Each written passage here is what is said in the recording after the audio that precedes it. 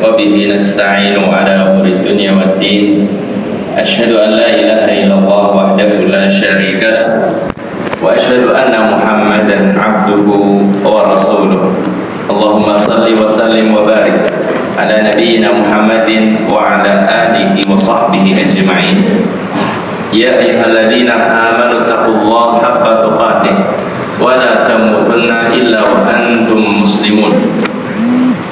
Kaum muslimin muslimah, jamaah majelis taklim Masjid Bayangkara rahimani wa rahimakumullah. Alhamdulillah, disyukur kehadiran Allah Subhanahu wa taala atas segala limpahan nikmat yang Allah karuniakan kepada kita. Di malam ini Allah kembali mudahkan kita bermajlis. Tentunya kita berharap kita dapat berkahnya majlis malam ini, kita mendapatkan tambahan ilmu yang bermanfaat, menjadi bekal bagi kita dalam ketaatan kepada Allah Subhanahu wa taala. Salawat serta salam semoga senantiasa terlimpah bagi panutan kita Nabi besar Muhammad sallallahu alaihi wasallam, keluarganya, para sahabatnya beserta umatnya yang setia hingga akhir zaman. Kaum muslimin dan muslimah rahimani wa rahimakumullah, tidak lupa saya mengingatkan kepada jamaah sekalian, hari-hari ini adalah hari-hari bahagia bagi sebagian saudara kita yang sudah sekian tahun menunggu untuk diberangkatkan ke tanah suci. Masya Allah, wajah-wajah bahagia, wajah-wajah yang penuh keceriaan. Mereka berharap untuk bisa menjejakkan kakinya di tanah suci, memaksimalkan ibadah kepada Allah di dua tanah suci. Ketika kita dengar berita semacam itu, maksimalkan doa. Bapak Ibu sekalian, panjenengan maksimalkan berdoa. Ya Allah, mudahkan saudara-saudaraku. Gitu saja, gak banyak. Karena itu akan menjadi energi positif bagi mereka yang berangkat, dan itu akan kembali kepada kita yang mendoakan. Ya Allah, mudahkan saudara-saudaraku yang berangkat hari ini. Maka otomatis di saat itu malaikat langsung menjawab dengan walaka bimithli, dan bagimu seperti apa yang kamu minta untuk saudaramu. Ketika kita memintakan kemudahan mereka di perjalanan, ketika kita meminta agar haji mereka menjadi mabrur, maka kita juga didoakan yang seperti itu juga. Jangan pelit, apalagi kalau kita berdoakan nggak modal apa-apa, Bapak Ibu. Modal tenaga, waktu, enggak, sebentar banget kok. Dengar berita nanti malam masih ada pemberangkatan, kalau tidak salah ya dari Korea. Ada pemberangkatan, tadi pagi juga ada keberangkatan. Maka sudah maksimalkan, ya Allah, mudahkan perjalanan mereka, jadikan mereka sebagai haji yang mabrur. Ma'asyiral muslimin rahimani wa rahimakumullah. Pada kesempatan majelis kita malam ini, kita akan melanjutkan kajian kita dalam pembahasan kitab Taujihat Islamiyah karya Syekh Muhammad bin Jamil Zainu, yang insya Allah kita akan bahas malam ini adalah satu bab yang beliau sebutkan, ad-doa wal ibadah. Doa adalah ibadah. Doa itu ibadah.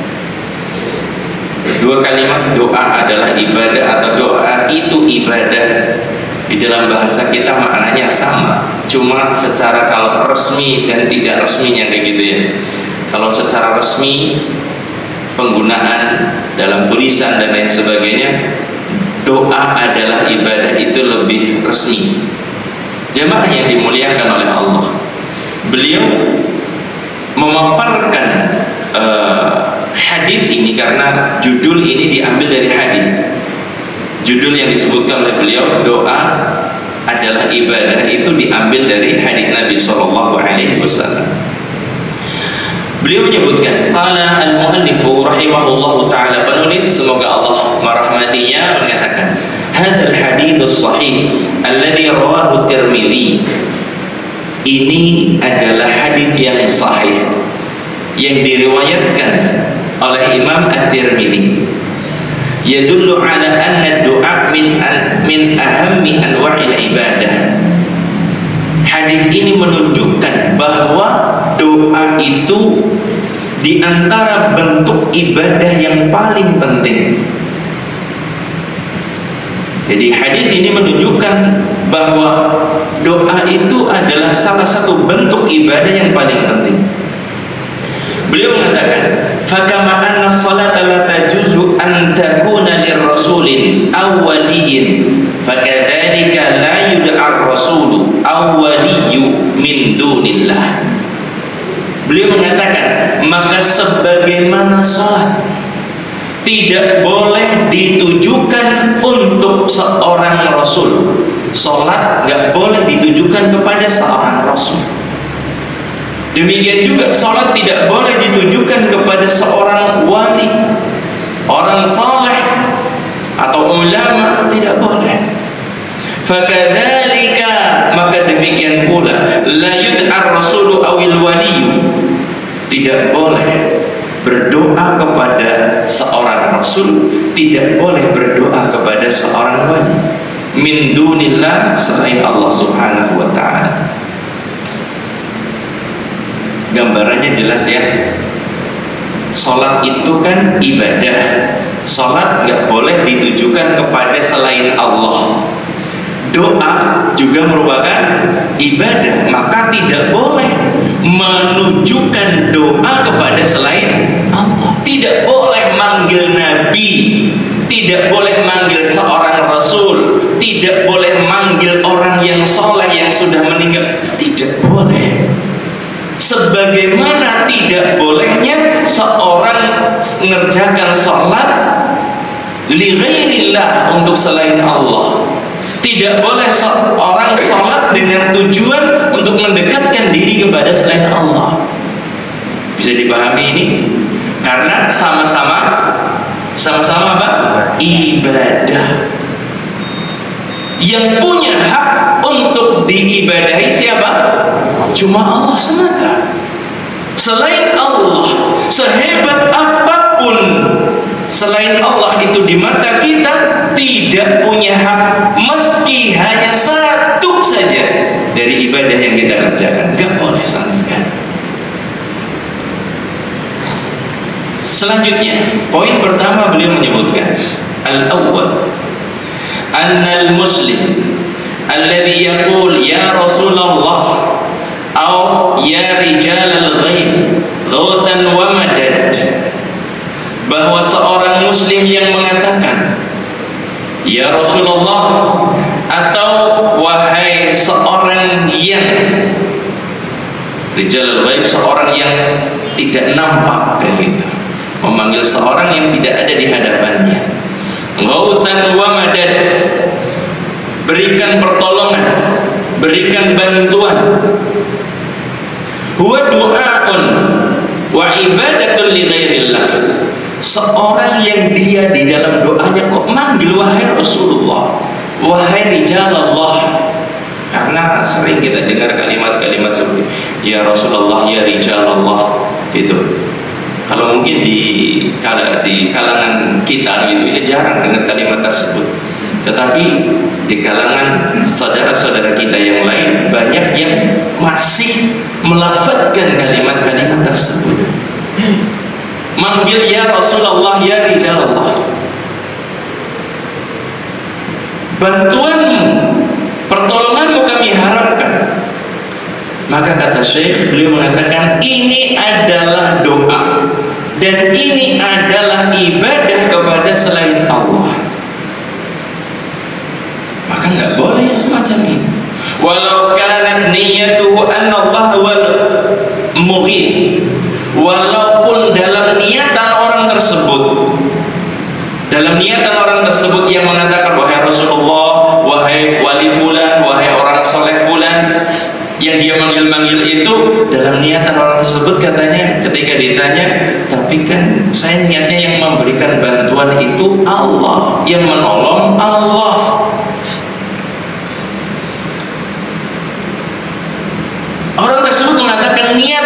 tujuan saya itu bukan Rasul yang dipanggil, tapi lisannya mengatakan ya Rasulullah gitu.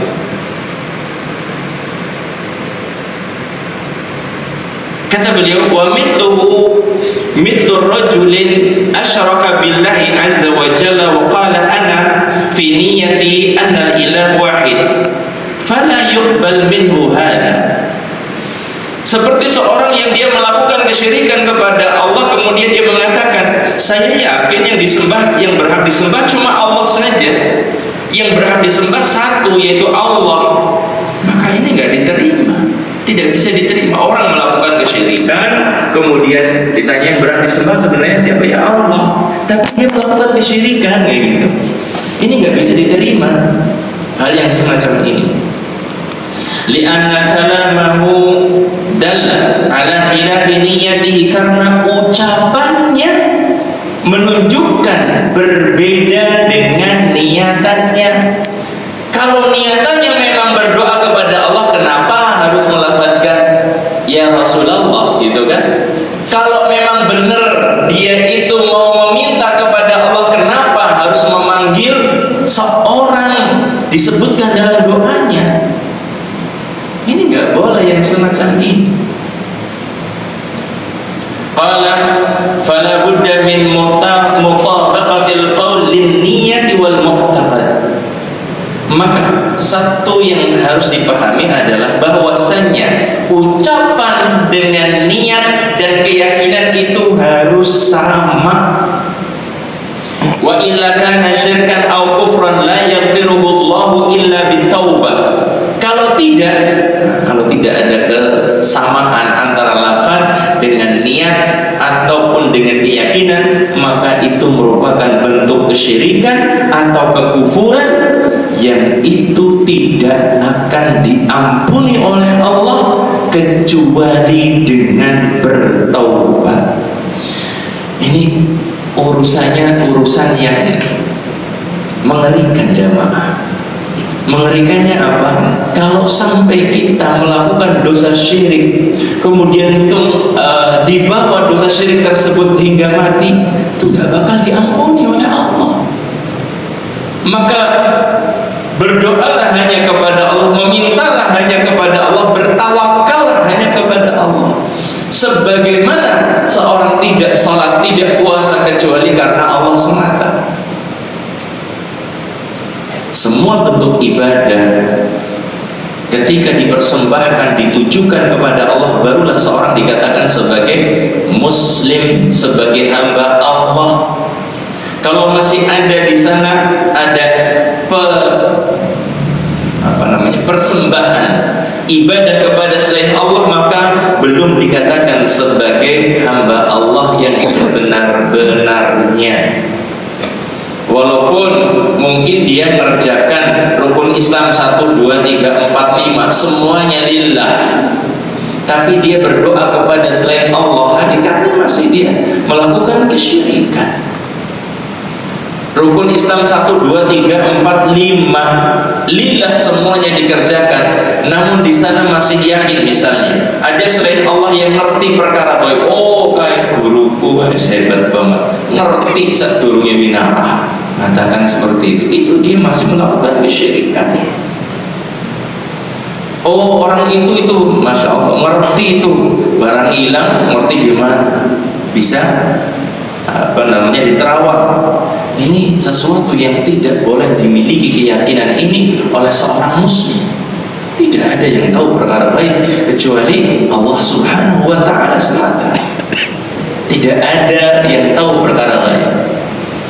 Ma'asyiral muslimin rahimani wa rahimakumullah. Ini poin pertama yang disebutkan oleh beliau, bahwasanya kalau ada seorang muslim berdoa dengan mengatakan ya Rasulullah, ya wali Allah, misalnya seperti itu, maka yang semacam ini tidak boleh. Kenapa? Sebabnya memang Nabi itu mulia, Rasulullah itu kan mulia di sisi Allah, wali juga mulia di sisi Allah, tetapi doa itu ibadah yang tidak boleh seorang meminta kepada selain Allah Subhanahu wa ta'ala. Walaupun dalam niatan orang tersebut ya mintanya kepada Allah, tapi lafadznya lafadz selain Allah yang disebutkan, maka ini tidak dibenarkan. At-tsani, yang kedua, fa in qala hadzal muslim ana fi niyyati an attakhidhahuma wasitatan ila Allah. Kalau orang muslim tadi yang berdoa dengan memanggil ya Rasulullah atau memanggil ya wali Allah, kalau orang ini mengatakan dalam niatku aku jadikan Rasulullah, aku jadikan panggilan yang itu kepada selain Allah itu hanya sekedar sebagai perantara kepada Allah, sebagai wasilah menuju Allah, apa jawaban kita? Kata mereka, kal amir alladzi la astati an adkhula alaihi illa biwasitatin. Seperti seorang pemimpin yang aku nggak bisa masuk menemuinya kecuali dengan perantara. Jadi logikanya orang ini main nih logikanya. Logikanya gimana? Aku manggil Rasulullah, aku manggil wali Allah atau wali fulan, aku jadikan itu sebagai perantara untuk menuju kepada Allah. Sebagaimana seorang pemimpin, aku nggak mungkin ketemu dengan presiden atau ketemu dengan raja langsung, kecuali dengan apa? Dengan perantara. Maka kita katakan, fahada tashbihul khaliq bil makhluq al-ghalib alladhi la yadkhulu alaihi ahadun illa biwasitatin, wa hada tashbih minal kufri. Ini adalah bentuk penyerupaan al-khaliq, Allah sang pencipta, dengan makhluk al-ghalib, makhluk yang apa? Yang zalim. Seorang raja yang tidak mau ditemui kecuali dengan perantara itu kan sombong banget gitu ya. Dia berkuasa di satu negeri, mau disalami sama rakyatnya nggak mau, kecuali harus dengan perantara. Mau ngobrol aja harus pakai perantara, mau ketemu harus pakai perantara. Ini kan yang pemimpin yang zalim yang semacam ini. Ini menyerupakan al-khaliq, Allah sang pencipta, dengan makhluk yang zalim, yang tidak bisa ditemui kecuali dengan perantara. Wa hadha tashbih minal kufri. Penyerupaan ini bentuk kekufuran, jemaah. Jadi jangan sampai dianalogikan seperti itu. Menganalogikan Allah dengan makhluk itu bentuk kekufuran. Karena Allah Subhanahu wa taala tidak perlu kepada perantara dalam masalah ibadah hamba kepada Allah, nggak perlu pada perantara. Dari Allah ke hamba itu perlu perantara. Pola hubungan Allah kepada hamba perlu perantara. Perlu apa? Malaikat Jibril, perlu Nabi Muhammad SAW gitu kan. Tetapi dari kita kepada Allah dengan ibadah nggak perlu pada perantara. Kalau masih pakai analogi, kita mau ke presiden aja harus pakai perantara, kita mau ketemu dengan raja harus pakai perantara, maka dengan Allah ya lebih maning kayak gitu. Logika itu nggak masuk kayak gitu. Itu menyamakan Allah dengan seorang pemimpin, dan itu bentuk kekufuran. Tidak boleh yang semacam itu.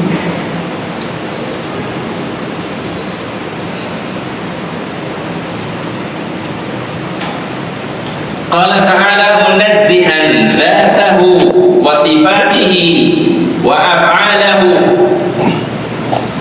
Allah Subhanahu wa ta'ala berfirman, mensucikan zatnya, sifat dan sifat-sifatnya serta perbuatannya. Allah itu enggak serupa dengan makhluk. Perhatikan ayatnya dalam surat Asy-Syura. Laisa kamitslihi syai'un wa huwas samiul basir.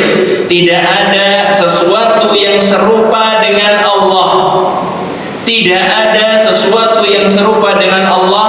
Wa huwas samiul basir. Dan Dia Allah Subhanahu wa taala zat yang Maha mendengar dan zat yang Maha melihat.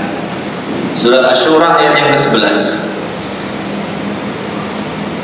Jemaah yang dimuliakan oleh Allah, Allah Subhanahu wa taala di dalam ayat ini menyebutkan bahwa tidak ada yang sepadan Maka jangan dikiaskan, dianalogikan Allah itu dengan makhluk. Itu kekufuran. Tidak boleh. Meskipun Allah kemudian menyebutkan sebagian berita tentang diri Allah, Allah itu maha mendengar, Allah itu maha melihat. Jangan sampai dikatakan di sini loh, itu Allah sebutkan dirinya itu mendengar, Allah menyebutkan tentang dirinya itu melihat, berarti kan menyamakan. Kandungannya adalah Allah Ta'ala memiliki pendengaran, Allah memiliki penglihatan.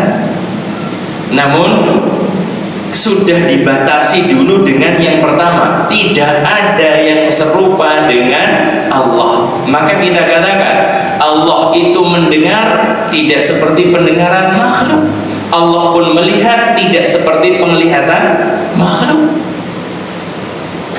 Jamaah sekalian rahimani wa rahimakumullah. Jadi Allah Ta'ala mensucikan dirinya, mensucikan sifatnya dan perbuatan-perbuatannya dari keserupaan dengan makhluk. Qala fatashbihullah bi makhluqin 'adilin kufrun wa syirkun. Menyerupakan Allah dengan makhluk yang adil, menyerupakan Allah dengan makhluk yang adil. Makhluk yang adil seorang pemimpin atau presiden yang bijak, yang adil, yang ngayomi, yang baik banget. Menyamakan Allah dengan makhluk yang adil saja itu merupakan kekufuran, merupakan kesyirikan. Fakaifa idza syabahtahu bi insanin zalim. Maka bagaimana engkau menyerupakan Allah dengan manusia yang zalim? Ada raja, ada presiden yang baik banget, itu nggak boleh. Meskipun baik banget, Allah disamakan dengannya, nggak boleh. Dan ini merupakan kekufuran, apalagi menyerupakan Allah dengan makhluk yang zalim. Ta'ala Allah amma yaquluna zalimun 'uluwan kabira. Maha tinggi Allah dari apa yang diucapkan oleh orang-orang zalim. Kaum muslimin dan muslimah rahimani wa rahimakumullah. Jadi pada poin yang kedua, batallah keyakinan sebagian orang yang mengatakan bahwa nyembah Allah itu perlu kepada apa tadi? Perantara. Batal. Kenapa batalnya? Karena ketika mereka menetapkan harus ada perantara antara seorang dengan Allah, pakai analogi, mau ketemu pemimpin saja harus pakai perantara, dan analogi ini tidak masuk. Kita lanjutkan. Al-thalith, yang ketiga. Beliau mengatakan, laqad kana al-musyrikuuna fi zamanir Rasul sallallahu alaihi wasallam ya'taqiduna anna Allah huwal khaliqur raziq, walakinnahum yad'una al-awliya al-mumathalina fil asnami wasitatan tuqarribuhum ila Allah, falam yarda minhum hadhihi al-wasitah bal kaffarahum. Perhatikan baik-baik poin yang ketiga. Sungguh dulu orang-orang musyrik di zaman Rasulullah sallallahu alaihi wasallam, mereka meyakini, orang-orang musyrik di zaman Nabi sallallahu alaihi wasallam meyakini bahwa Allah itu satu-satunya pencipta, bahwasanya Allah satu-satunya yang memberikan rezeki. Orang musyrik di zaman Nabi, Abu Jahal, Abu Lahab dan semuanya gitu, mereka itu ketika ditanya siapa yang menciptakan alam semesta, jawabannya Allah. Siapa yang menciptakan kalian, jawabannya Allah. Siapa yang kasih rezeki, mereka mengatakan Allah. Orang musyrik, mereka paham itu. Walakinnahum, akan tetapi mereka yad'unal awliya, berdoa kepada para wali yang diwujudkan dalam bentuk patung. Ingat, yang disembah oleh mereka itu para wali, orang-orang saleh yang diwujudkan dalam bentuk patung. Jadi mereka tidak nyembah patung, begitu saja, tetapi mereka punya keyakinan patung ini merupakan lambang orang soleh fulan yang sudah meninggal, karena kebaikannya diingat, jasa-jasanya diingat, kebaikan-kebaikannya, minta tolong kepada mereka ketika nyembah Allah Subhanahu wa ta'ala.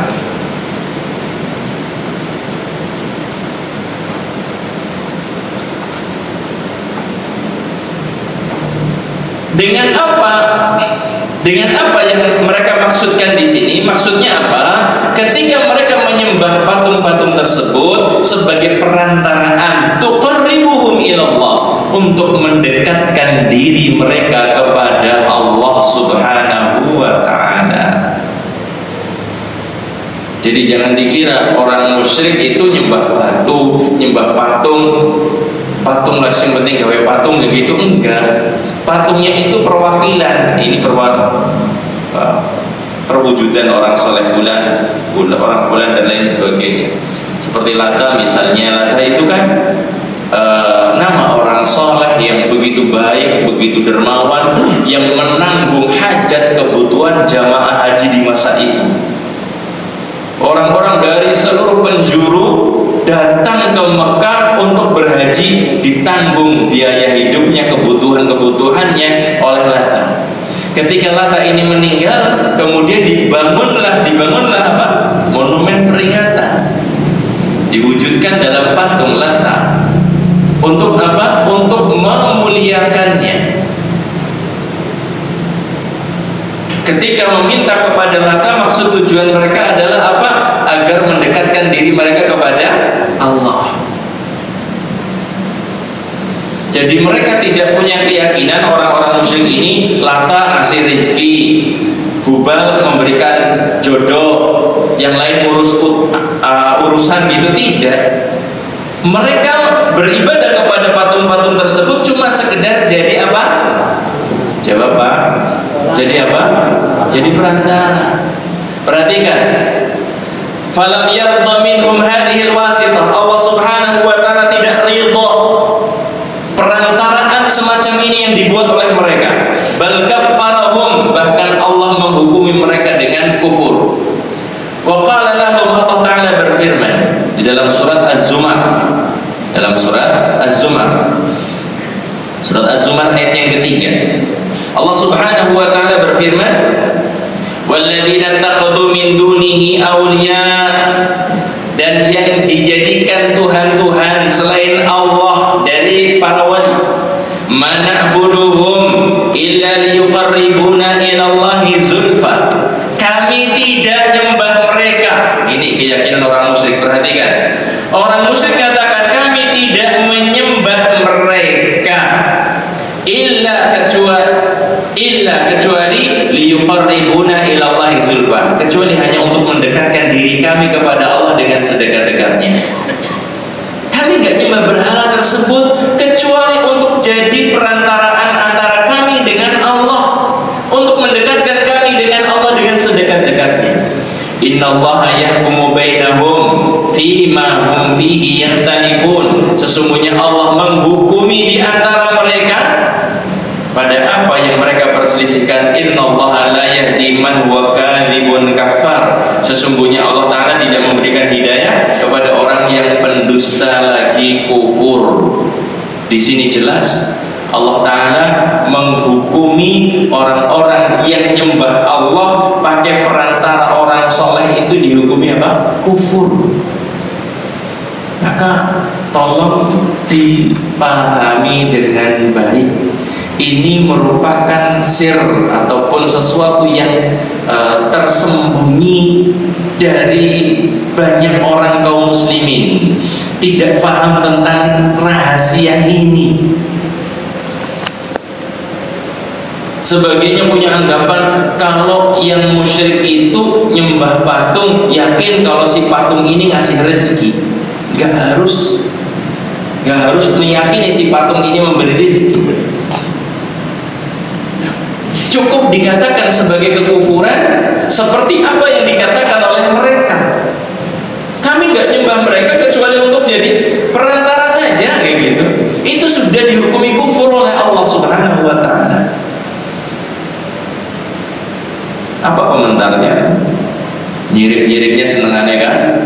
ngupur-ngupurnanya senengannya kan kayak gitu, tuduhannya seperti itu.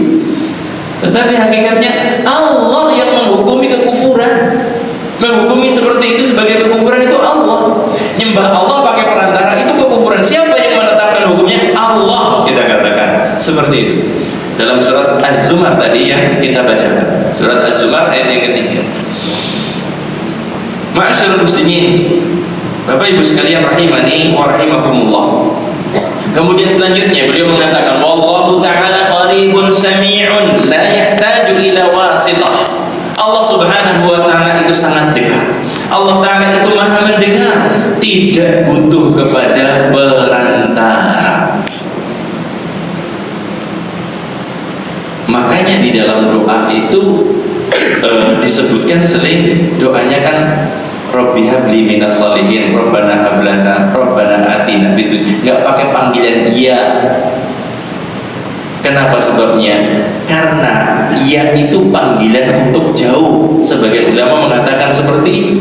Makanya doanya pakai langsung memanggil yang dekat. Maka Rabbi gitu kan, Rabbana, Rabbana atina fid dunya hasanah, Rabbana firli, dan seterusnya. Banyak doa yang diawali dengan Rabb tanpa ada iya-nya. Kenapa sebabnya?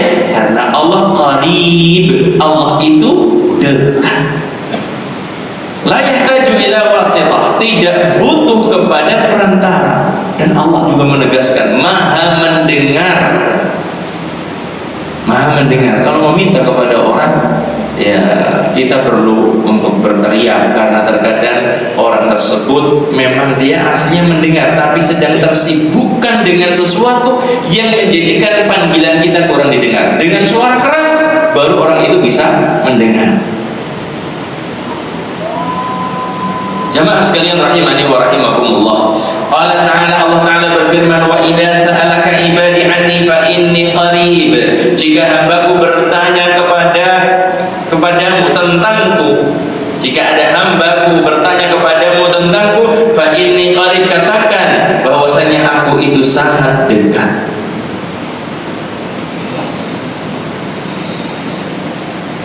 Masuk waktu Isya. Udah? Atau belum?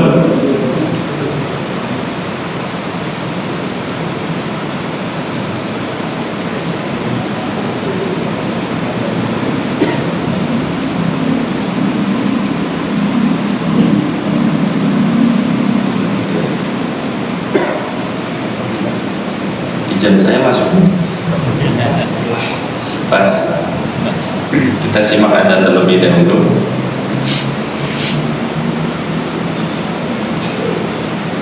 Tapi kita cukupkan dulu insyaallah.